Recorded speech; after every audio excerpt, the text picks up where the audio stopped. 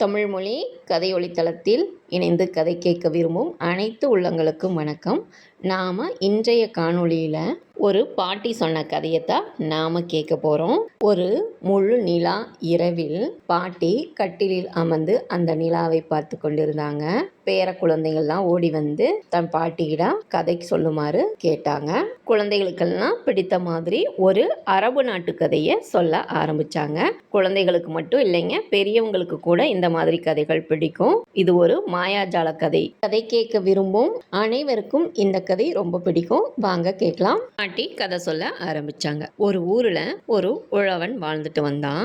அவனுக்கு ஒரு மகன் இருந்தான். அவன் பெயரோ இசக்கார். அவன் எதிர்காலத்தில் இளவரசனாக கூடிய யோகம் இருக்கிறது அப்படின்னு ஒரு முதியவர் சொன்னாரு. அதை கேட்டு எல்லோரும் சிரிச்சாங்க. அப்போ அந்த நாட்டு அரசனுக்கு பேரழகியான ஒரு மகள் இருந்தா. அவளை திருமணம் செய்து கொள்ள பல நாட்டு அரசர்களும் போட்டி போட்டுட்டு இருந்தாங்க. தன் மகளை யாருக்கு திருமணம் செய்து வைப்பது அப்படின்னு யோசிச்சான் மன்னன். ஒரு விந்தையான எண்ணம் அவன் மனதில் தோணுச்சு. முறை சரபவனை அழைத்தாரு. இளவரசியின் திருமணத்திற்காக அரண்மனையில் பெரிய விருந்து நடக்க உள்ளது. பறக்கும் கப்பலில் அங்கே வருபவர் இளவரசியை மணந்து கொள்ளலாம். இச்செய்தியை நாடெங்கும் முரசறிவித்து தெரிவி அப்படின்னு சொன்னாரு மன்னர். அப்படியே நாடெங்கும் தெரிவித்தான் முரசறைபவன். இந்த செய்தியை கேட்ட இசக்கார் மகிழ்ச்சியோட தன் தந்தையிடம் ஓடி வந்தான். அப்பா, நான் இளவரசியை திருமணம் செய்து கொள்ள போகிறேன். அரண்மனை விருந்துக்கு செல்ல அனுமதி கொடுங்கள் அப்படின்னு உத்தரவு கேட்டான். உன் முட்டாள்தனத்திற்கு அளவே இல்லையா? இளவரசியை மணப்பது என்பது நடக்கக்கூடிய காரியமா? ஒழுங்காக வீட்டு வேலையை பார்த்து கொண்டிரு அப்படின்னு கோபமா கத்துனாரு அவர் தந்தை. ஆனால் இசக்கார் தன் முயற்சியில் விடாப்பிடியா இருந்தான். அப்பா, என்னை மன்னித்து விடுங்கள். எப்படியும் இளவரசியை திருமணம் செய்து கொள்வேன். இல்லாவிட்டால் இங்கு திரும்ப மாட்டேன், இது உறுதி. என் முயற்சியை தடுக்காதீர்கள் அப்படின்னு சொல்லிட்டு அங்கிருந்து புறப்பட்டு போனான். தலைநகரம் வெகு தொலைவில் இருப்பது அவனுக்கு தெரிந்தது. அடர்ந்த காட்டு வழியாக போய்கிட்டு இருந்தான். அப்போ எதிரில 2 அடி உயரமே உடைய ஒரு குள்ள மனிதன் ஒருவன் வந்தான். அவனுக்கு 3 அடி நீளத்தில் வெள்ளை தாடி இருந்துச்சு. அந்த தாடி நிலத்தில் புரண்டு கொண்டிருந்தது. அவனுக்கு பணிவாக வணக்கம் செலுத்தினா இசக்கார். பார்க்கின்றவர் யாராக இருந்தாலும் என்னை கேலி செய்வார்கள். நீ ஒருவன் தான் எனக்கு வணக்கம் செலுத்தினாய். என்ன வேலையாக செல்கிறாய் என்று என்னிடம் சொல், நான் உனக்கு உதவி செய்கிறேன் அப்படின்னு அன்போட கேட்டான் அந்த குள்ளன். இளவரசியை திருமணம் செய்து கொள்ள அரண்மனை விருந்திற்கு செல்கிறேன் அப்படின்னு சொன்னான் அந்த இசக்கார். நானும் அந்த விருந்தை பற்றி கேள்விப்பட்டேன். பறக்கிற கப்பலில் அல்லவா அங்கு செல்ல வேண்டும். அப்படிப்பட்ட கப்பலை உன்னால் செய்ய முடியுமா அப்படின்னு கேட்ட அந்த குள்ளன். முடியாது அப்படின்னு சொன்னான் இசக்கார். பிறகு ஏன் அங்கு செல்கிறாய்? வெறுமனே சென்றால் இளவரசி கிடைக்க மாட்டாள், இது உனக்கு தெரியாதா அப்படின்னு கேட்டான். தெரியும், இளவரசி கிடைக்க மாட்டாளா? எனக்கு நல்ல வாய்ப்பு இருக்காதா என்று முயற்சி செய்கிறேன், அவ்வளவுதான் அப்படின்னு சொன்னான். கவலைப்படாதே, என்னை நீ சந்தித்ததே உன் நல்ல காலம்தான். நான் சொல்கிறபடி செய், நல்லதே நடக்கும் அப்படின்னு சொன்னான் குள்ளன். நான் என்ன செய்ய வேண்டும் அப்படின்னு கேட்டான் இசக்கார். இந்த கோடாரியை எடுத்துக்கொள், சிறிது தூரம் காட்டிற்கு செல், அங்கே உள்ள பெரிய மரம் ஒன்றை தேர்ந்தெடு. கோடாரியால் அந்த மரத்தை 3 முறை வெட்டு. பிறகு நீ தரை மீது குப்புற படுத்துக்கொள், கண்களை நன்றாக மூடிக்கொள். எழுந்திரு என்ற குரல் கேட்கும். எழுந்து பார், பறக்கிற கப்பல் அங்கே இருக்கும், அதில் நீ அமர்ந்து கொள். உடனே அந்த கப்பல் பறக்கத் தொடங்கும். வழியில் நல்ல நண்பர்களை தேடிக்கொள் அப்படின்னு சொல்லிவிட்டு மறைந்தான் அந்த குள்ளன். அவன் சொன்னபடியே செய்தான் அந்த இசக்கார். பறக்கும் கப்பல் தயாராக இருந்தது. அதில் ஏறி அமர்ந்தான். கப்பல் பறக்கத் தொடங்கியது. வழியில் ஒருவன் பூமியில் காதை வைத்து எதையோ கேட்டு கொண்டிருந்தான். கப்பலை நிறுத்திய இசக்கார் அவனை வியப்போடு பார்த்தான். ஐயா, நீங்கள் யார்? பூமியில் காதை வைத்து என்ன கேட்டு கொண்டிருக்கிறீர்கள் அப்படின்னு கேட்டான். என் பெயர் கூர்மா. எவ்வளவு தொலைவில் நடப்பதும் என் காதுகளுக்கு கேட்கும். இப்பொழுது அரண்மனையில் என்ன நடக்கிறது என்று கேட்டுக்கொண்டிருந்தேன் அப்படின்னு சொன்னான் அவன். ஐயா, இளவரசியை திருமணம் செய்து கொள்ளத்தான் பறக்கும் கப்பலில் சென்று கொண்டிருக்கிறேன். நீங்களும் என்னுடன் வாருங்கள், நாம் இருவரும் நண்பர்களாக இருப்போம் அப்படின்னு அழைத்தான் இசக்கார். நானும் உங்களுடன் வருகிறேன் என்ற கூர்மா கப்பலில் அமர்ந்தான். இருவரையும் சுமந்து கொண்டு கப்பல் பறக்க தொடங்கியது. வழியில் ஒருவன் ஒற்றை கால் காலால் நொண்டி கொண்டே வந்தான். அவனுக்கு 2 கால்களும் இருந்தது. நல்ல உயரமாக இருந்தான். கப்பலை நிறுத்திய இசக்கார், ஐயா, நீங்கள் யார்? எதற்காக ஒரு காலால் நொண்டிக் கொண்டே செல்கிறீர்கள்? உங்களுக்கு தான் 2 கால்களுமே இருக்கின்றனவே அப்படின்னு கேட்டான். என் பெயர் நெடுங்காலன். என்னால் மிக வேகமாக ஓட முடியும். கண்ணிமைக்கும் நேரத்திற்குள் உலகத்தை சுற்றி வந்து விடுவேன். மெதுவாக செல்ல வேண்டும் என்பதற்காக ஒரு காலால் நடக்கிறேன் அப்படின்னு பதில் சொன்னான் அவன். ஐயா, இளவரசியை திருமணம் செய்து கொள்ளச் செல்கிறேன். இவர் என் நண்பர் கூர்மா. நீங்களும் எங்களுடன் வாருங்கள். மூவரும் நல்ல நண்பர்களாக இருப்போம் அப்படின்னு அழைத்தான் இசக்கார். மகிழ்ச்சியோடு கப்பலில் ஏறி அமர்ந்தான் அந்த நெடுங்காலன். மூவரும் ஏறியதும் கப்பல் பறக்கத் தொடங்கியது. வழியில் ஒருவன் வில்லில் நான் ஏற்றி எதற்கோ குறிபார்த்து கொண்டிருந்தான். பறக்கும் கப்பலை நிறுத்திய இசக்கார், ஐயா, உங்கள் எதிரில் எந்த பொருளுமே இல்லையே, எதற்கு குறிவைக்கிறீர்கள் அப்படின்னு வியப்போடு கேட்டான். இங்கிருந்து 100 கல் தொலைவில் ஒரு மரம் உள்ளது. அந்த மரத்தில் ஒரு பறவை அமர்ந்துள்ளது. அதை வீழ்த்துவதற்காகத்தான் குறிவைக்கிறேன். எனக்கு கூர்மையான கண்கள் உள்ளன. என் பெயர் நீல்கண்ணன். என்னால் எவ்வளவு தூரத்தில் உள்ளதையும் பார்க்க முடியும் அப்படின்னு அவன் சொன்னான். அரசரின் விருந்திற்கு அவனையும் அழைத்தான் இசக்கார். அவனும் கப்பலில் அமர்ந்தான். நால்வருடன் கப்பல் பறக்க தொடங்கியது.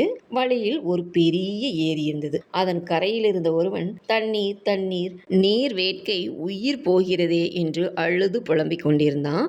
இதை கேட்டு வியப்படைந்த இசக்கார் கப்பலை அங்கே நிறுத்தினான். ஐயா, பக்கத்திலேயே ஏரி உள்ளது. அதன் நீரை குடித்து உங்கள் தாகத்தை போக்கிக் கொள்ளலாமே, ஏன் அழுகிறீர்கள் அப்படின்னு அன்போடு கேட்டான். ஐயா, என் நிலைமை உங்களுக்கு புரியாது.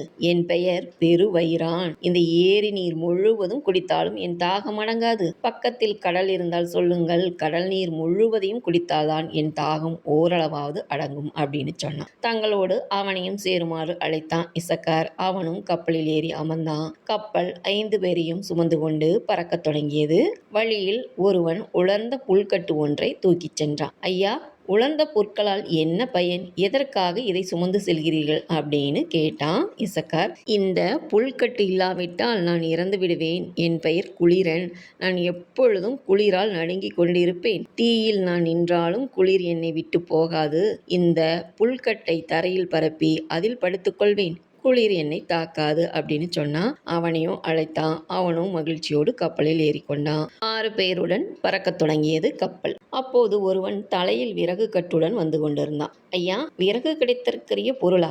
எதற்காக இதை சுமந்து செல்கிறீர்கள் அப்படின்னு கேட்டான். என் பெயர் விறகு தலையன். இந்த விறகு சாதாரண விறகல்ல. இதில் ஒன்றை எடுத்து தரையில் தட்டினால் போதும், ஏராளமான வீரர்கள் தோன்றுவர் அப்படின்னு அவன் சொன்னான். ஐயா, இளவரசியை திருமணம் செய்து கொள்ள அரசனின் விருந்திற்கு செல்கிறேன். இவர்கள் என் நண்பர்கள். நீங்களும் எங்களுடன் சேர்ந்து கொள்ளுங்கள் அப்படின்னு அழைத்தான் இசக்கார். விறகு கட்டுடன் அவனும் கப்பலில் ஏறி அமர்ந்தான். கப்பல் பறக்கத் தொடங்கியது. அதில் இருந்த 7 பேரும் இனிமையாக பேசிக்கொண்டே சென்றாங்க. சிறிது நேரத்தில் எல்லோரும் நல்ல நண்பர்களா ஆனாங்க.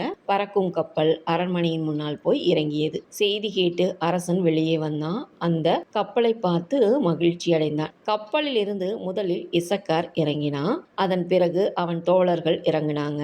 அரசனை பணிவாக வணங்கி நின்னான் இசக்கார். பறக்கும் கப்பலில் வந்துள்ளேன். இவர்கள் என் நண்பர்கள். தாங்கள் சொன்னபடியே இளவரசியை எனக்கு திருமணம் செய்து வையுங்கள் அப்படின்னு சொன்னான் இசக்கார். கந்தலாடை அணிந்திருந்த அவனை பார்த்த அரசன், என் மகளுக்கு இவனா கணவன்?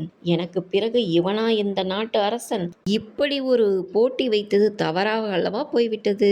ஏதேனும் சூழ்ச்சி செய்து இவனை விரட்டிவிட வேண்டும். இந்த திருமணத்தை நடத்தவிடக்கூடாது அப்படின்னு நினைச்சாரு மன்னர். இருந்தாலும் விருந்திற்கு வாருங்கள் அப்படின்னு அழைச்சாரு மன்னர் அவர்களை. அவர்களும் விருந்தில் கலந்து கொண்டாங்க. விருந்து நடந்து கொண்டிருந்தது. இங்கிருந்து 1000 கல் தொலைவில் அற்புதமான நீரூற்று ஒன்று உள்ளது. இந்த பாத்திரத்தில் அந்த நீரூற்று நீரை கொண்டு வர வேண்டும். விருந்து முடிய இன்னும் 2 மணி நேரம் உள்ளது. அதற்குள் அந்த நீர் வர வேண்டும். அப்படி வந்தால் உனக்கும் இளவரசிக்கும் திருமணம், இல்லாவிட்டால் நீ இளவரசியை மறந்து விட வேண்டியதுதான் அப்படின்னு சொன்னாரு மன்னர். இதை கேட்ட இசக்கார், செய்ய இயலாத செயலாயிற்றே, என்ன செய்வேன் அப்படின்னு கவலையில ஆழ்ந்து போனா. அருகில் இருந்த நெடுங்காலன், கவலைப்படாதே, நான் எதற்கிருக்கிறேன்? அந்த பாத்திரத்தை என்னிடம் கொடு, ஒரு நொடிக்குள் அந்த நீரை கொண்டு வருகிறேன் அப்படின்னு புறப்பட்டான். நிமிக்கும் நேரத்தில் நீரூற்றை அடைந்தான். அவன் பாத்திரத்தில் அந்த நீரை நிரப்பினான். அரண்மனையை நோக்கி மெதுவாக நடந்தான். வழியில் ஒரு பெரிய மரம் இருந்தது. நேரம் இருக்கிறது, சிறிது ஓய்வெடுத்து செல்வோம் அப்படின்னு நினைத்து அந்த மரத்தின் நிழலில் அமர்ந்தான். அவன் அங்கேயே தன்னை மறந்து நன்றாக தூங்கத் தொடங்கினான். நேரம் ஓடிக்கொண்டிருந்தது. இன்னும் நெடுங்காலன் வரவில்லையே, விருந்து முடியும் நேரம் நெருங்குகிறதே, என்ன செய்வது என்று பதைபதைத்தான் இசக்கார். உடனே நீல்கண்ணன் தன் கண்களால் என்ன நடந்தது என்று பார்த்தான். நெடுங்காலன் மரத்தடியில் தூங்கிக் கொண்டிருந்தது அவன் கண்களுக்கு தெரிந்தது. உடனே தன் வில்லில் அம்பு பூட்டி அந்த மரத்திற்கு குறிவைத்தான். அவன் அம்பு பாய்ந்ததும் அந்த மரத்தில் இருந்த பழங்களில் சில நெடுங்காலன் மீது விழுந்தன. விழித்த நெடுங்காலன் நிலைமையின் அவசரத்தை உணர்ந்தான். விருந்து முடிவதற்குள் ஒரே ஓட்டமாக அங்கு வந்து சேர்ந்தான். பாத்திரத்தை அவனிடம் இருந்து அரசன் வாங்கி பார்த்தான். அதற்குள் இருப்பது நீரூற்று நீர்தான் என்பதை தெரிந்து கொண்டான். திகைத்து போனான். தன் அறைக்கு சென்றான் மன்னன். அங்கு வந்த அமைச்சரிடம், இளவரசிக்கும் இந்த வாலிபனுக்கும் திருமணமா? எப்படியாவது தடுக்க வேண்டும், ஏதேனும் வழி சொல்லுங்கள் அப்படின்னு கேட்டாரு. அரசே, அவனை விரட்டுவது மிக எளிது. நாளை அரண்மனையில் 1000 ஆடுகளை சமைத்து விடுங்கள். அவனை அழைத்து எல்லாவற்றையும் சாப்பிட வேண்டும். அப்படி செய்தால்தான் திருமணம் என்று சொல்லுங்கள். அவன் சொல்லாமல் கொள்ளாமல் இங்கிருந்து ஓடிவிடுவான் அப்படின்னு யோசனை சொன்னாரு அமைச்சர். அங்கு நடப்பது எல்லாவற்றையும் கேட்டு கொண்டிருந்தான் கூர்மா. அதை அப்படியே இசக்காரிடம் சொன்னான். நான் என்ன செய்வேன்? சோதனை மேல் சோதனையாக வருகிறதே, எப்படி இதில் வெற்றி பெறப் போகிறேன் அப்படின்னு சொன்னா. கவலைப்படாதே, அவ்வளவு உணவையும் நான் சாப்பிடுகிறேன். என் பசிதான் எப்பொழுதும் அடங்காதே, உனக்கு தெரியாதா அப்படின்னு சொன்னான் பெருவயிரான். அங்கு வந்த அரசர் தான் வைத்திருக்கும் போட்டியை பற்றி இசக்காரிடம் சொன்னாரு. அரசே, எனக்கு பதில் இந்த போட்டியில் என் நண்பன் கலந்து கொள்வார் அப்படின்னு சொல்லி சொன்னான் இசக்கார். நீங்கள் அனைவரும் வந்து சாப்பிட்டாலும் சரி அப்படின்னு சிரித்து கொண்டே சொன்னாரு அரசர். அங்கிருந்த வீரர்கள் பெருவயிரானை சமையல் அறைக்கு அழைத்துட்டு போனாங்க. அங்கே பெரிய பாத்திரங்களில் ஏராளமான கறி சமைத்து வைக்கப்பட்டிருந்தது. இவற்றையெல்லாம் சிறிது மீதம் வைக்காது நீ சாப்பிட வேண்டும் அப்படின்னு சொன்னான் வீரன். இன்றாவது என் பசி அடங்குகிறதா என்று பார்ப்போம் அப்படின்னு சொல்லிட்டு சாப்பிட அமர்ந்தான் பெருவயிரான். சிறிது நேரத்தில் அனைத்தையும் சாப்பிட்டு முடித்து விட்டான் அவன். அரசே, எல்லாவற்றையும் அவன் ஒருவனே சாப்பிட்டு விட்டான். பசி பசி என்று சொல்லி மேலும் சாப்பாடு கேட்கிறான் அப்படின்னு சொன்னாங்க வீரர்கள். அமைச்சரை அழைத்த அரசன், இந்த திட்டமும் தோற்றுவிட்டதே, என்ன செய்வது அப்படின்னு கேட்டாரு. அரசே, இளவரசியை மணக்காமல் அவன் உயிருடன் திரும்பிச் செல்வான் என்று நினைத்தால் சாக வேண்டியதுதான். அதுதான் அவன் தலைவிதி போலும் அப்படின்னு சொன்னாரு அமைச்சர். நீ என்ன சொல்கிறாய் என்று கேட்டார் அரசர். நாம் கணப்பு அறையில் இன்றிரவு அவனை தங்க வைப்போம். வேலையாட்கள் அந்த அறையின் கீழே தீ மூட்டட்டும். தீயில் வெந்து அவன் இறந்து விடுவான். எலும்பு கூடு கூட கிடைக்காது அப்படின்னு யோசனை சொன்னாரு அமைச்சர். எல்லாவற்றையும் கேட்டுக்கொண்டிருந்தான் கூர்மா. அதை அப்படியே சொன்னான். நான் சென்று அந்த கணப்பு அறையில் தங்குகிறேன். இன்று ஒரு நாளாவது குளிர் நடுக்கமின்றி தூங்க முடிகிறதா என்று பார்ப்போம் என்றான் குளிரன். அப்பொழுது வீரன் ஒருவன் அங்கு வந்தான். கணப்பு அறையில் இன்றிரவு தங்க வேண்டும், அதன் பிறகே இளவரசியுடன் திருமணம் அப்படின்னு அரசர் சொன்னார் அப்படின்னு சொன்னான். எனக்கு பதில் என் நண்பன் கணப்பு அறையில் தங்குவான், இவரை அழைத்து செல்லுங்கள் அப்படின்னு குளிரனை காட்டினான் இசக்கார். புல்கட்டுடன் குளிரனும் அந்த வீரனுடன் புறப்பட்டான். அவனை கணப்பு அறைக்குள் வைத்து வெளியே போட்டுனாங்க. எந்த கவலையுமின்றி அவன் அங்கே படுத்து கொண்டான். வண்டி வண்டியாக விறகு வந்தது. வேலையாட்கள் கணப்பு அறையின் கீழே அவற்றை போட்டு தீ வைத்தார்கள். தீ மளமளவென நீண்ட நேரம் எரிந்தது. பொழுது விடிந்தது. அரசன் மகிழ்ச்சியுடன் அங்கு வந்தாரு. அமைச்சரே, உங்கள் திட்டம் வெற்றி பெற்றிருக்கும். உள்ளே இருப்பவனின் எலும்பு கூடு கூட கிடைக்காது அப்படின்னு சொன்னாரு. வீரர்களே, கணப்பு அறையின் கதவுகளை திறந்து விடுகள் அப்படின்னு அமைச்சர் சொன்னாரு. அறை கதவு திறக்கப்பட்டது. உள்ளிருந்த குளிரன், ஐயோ குளிர்கிறதே, என்ன செய்வேன்? நன்றாக தீ மூட்டுவர், நன்கு தூங்கலாம் என்று வந்தேன், ஏமாந்து விட்டேனே அப்படின்னு நடுங்கிக்கிட்டே வெளியே வந்தான். அவனை பார்த்து அமைச்சரும் திகைத்து போனாங்க.